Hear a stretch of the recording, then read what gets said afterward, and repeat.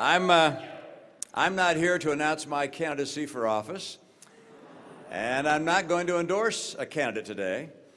Instead, I'd like to offer my perspective on the nominating process of my party.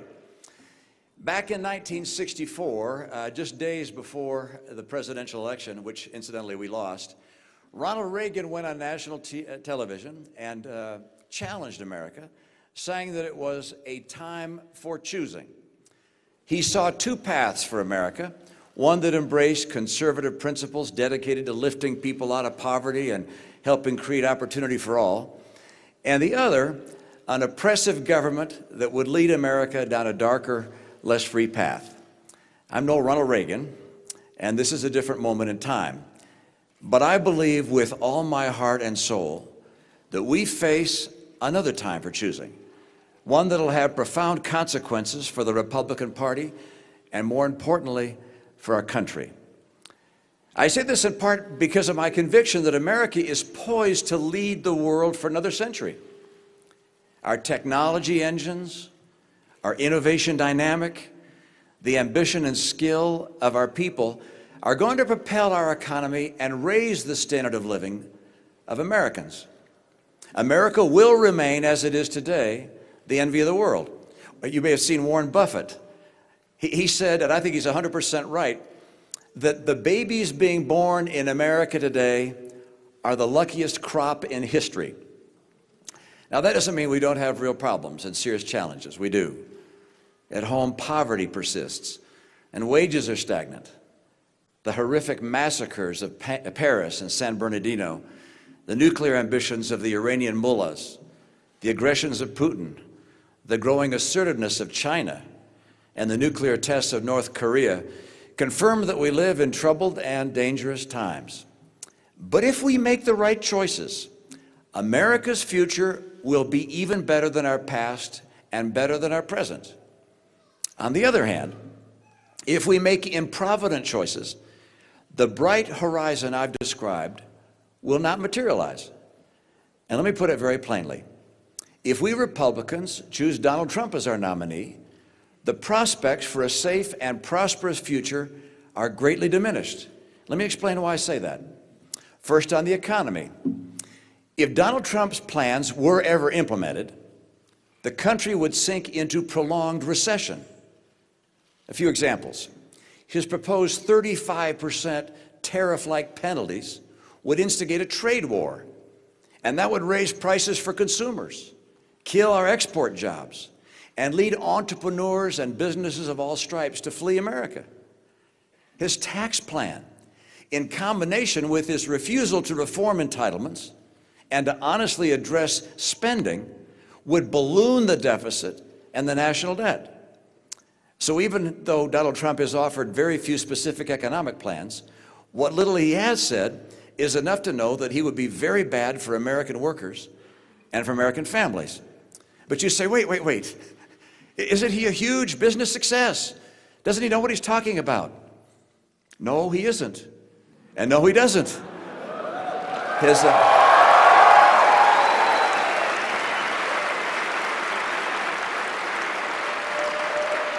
Look, his bankruptcies have crushed small businesses and the men and women who work for them. He inherited his business. He didn't create it. And whatever happened to Trump Airlines? How about Trump University? And then there's Trump Magazine, and Trump Vodka, and Trump Steaks, and Trump Mortgage. A business genius he is not. Now, not every policy that Donald Trump has floated is bad, of course. He wants to repeal and replace Obamacare. He wants to bring jobs home from China and Japan. But his prescriptions to do those things are flimsy at best. At the last debate, all he could remember about his health care plan was to remove insurance boundaries between states.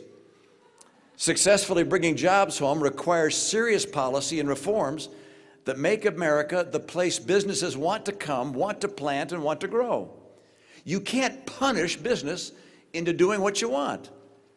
Frankly, the only serious policy proposals that deal with the broad range of national challenges we confront today come from Ted Cruz, Marco Rubio, and John Kasich. One of these men should be our nominee.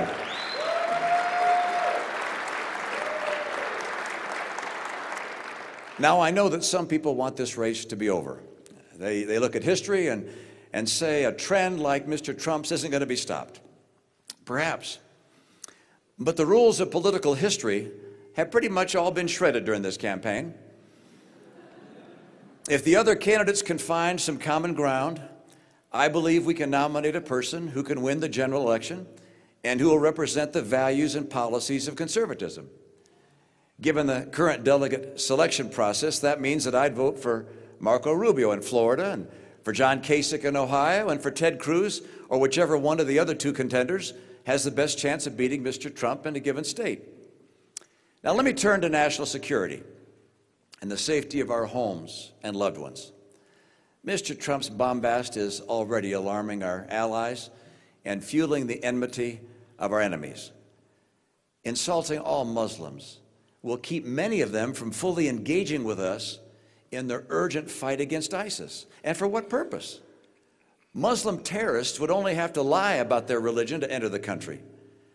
And then what he said about on 60 Minutes, did you hear this? It was about Syria and ISIS, and it has to go down as the most ridiculous and dangerous idea of the entire campaign season. Let ISIS take out Assad, he said, and then we can pick up the remnants. Now think about that. Let the most dangerous terror organization the world has ever known take over an entire country? This recklessness is recklessness in the extreme. Now, Donald Trump tells us that he is very, very smart. I'm afraid that when it comes to foreign policy, he is very, very not smart.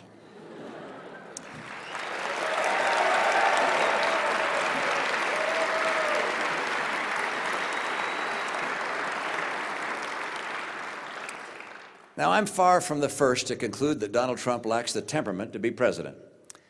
After all, this is an individual who mocked a disabled reporter, who attributed a reporter's questions to her menstrual cycle, who mocked a brilliant rival who happened to be a woman due to her appearance, who bragged about his marital affairs, and who laces his public speeches with vulgarity. Donald Trump says he admires Vladimir Putin. At the same time, he's called George W. Bush a liar. That is a twisted example of evil trumping good.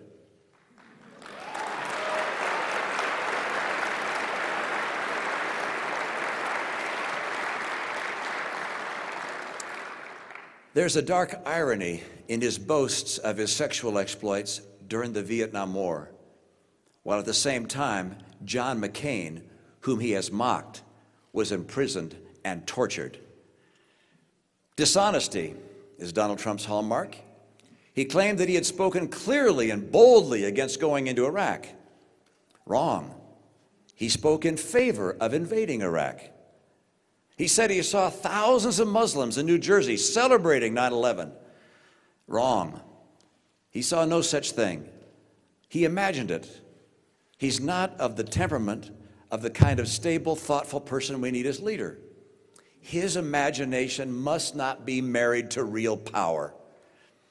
The President of the United States has long been the leader of the free world. The President and, yes, even the nominees of the country's great parties helped define America to billions of people around the world. All of them bear the responsibility of being an example for our children and our grandchildren.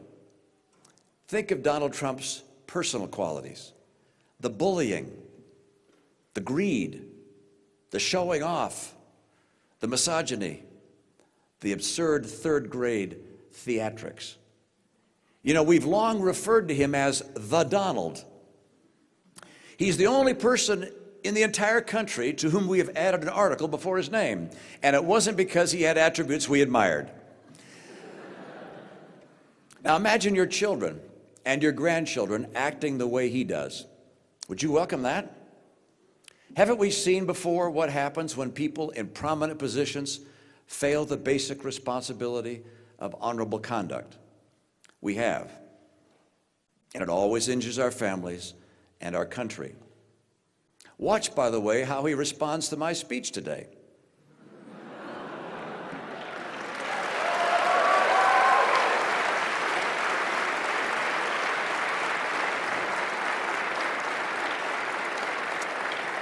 Will he talk about our policy differences, or will he attack me with every imaginable low-road insult?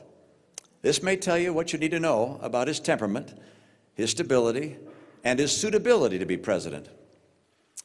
Now, Mr. Trump relishes any poll that reflects what he thinks of himself. But polls are also saying that he will lose to Hillary Clinton. Think about that.